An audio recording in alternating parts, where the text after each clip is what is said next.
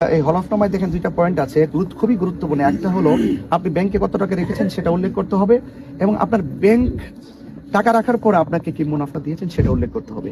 আর আমার কলামে যেটা ওই নির্বাচন কমিশন যে কলামটা উল্লেখ করেছেন, সেখানে বন্ড আছে, সেখানে সঞ্চয় আছে, সেখানে আমানত আছে, সেখানে সুদ আছে। এখন আমি যে আমারটা উল্লেখ করেছি, আমি কি সুদের উপর টিক মার্ক করেছি? সেটা কিন্তু যারা এই বিষয়টা উল্লেখ করেছে আমার কাছে না জেনে, একটা মানুষ কিন্তু দেখেন যারা সুদের টাকা জমা হয়, এমনও তো হতে পারে যে আমি সে নিল না, ব্যাখ্যাটা আমার কাছে সওয়াব ছাড়া আর কি, সওয়াবের আশা না করে একজনকে দিয়ে দিল, ঠিক আছে কিনা, সে এটা দিয়ে যেটা করলো, কিন্তু এটা আমাকে জিজ্ঞেস করলো না, কিন্তু আমি এটা কোন কারণে, এটা আমারটা কোন প্রেক্ষাপটে জমা হয়েছে সেটাও আমাকে জিজ্ঞেস করলো না। এই যে একটি গায়ে পড়ে ঈর্ষান্বিত হয়ে কিছু কিছু মানুষ আমাকে টার্গেট করে মনে হচ্ছে এমন একটা অবস্থা সৃষ্টি করেছে।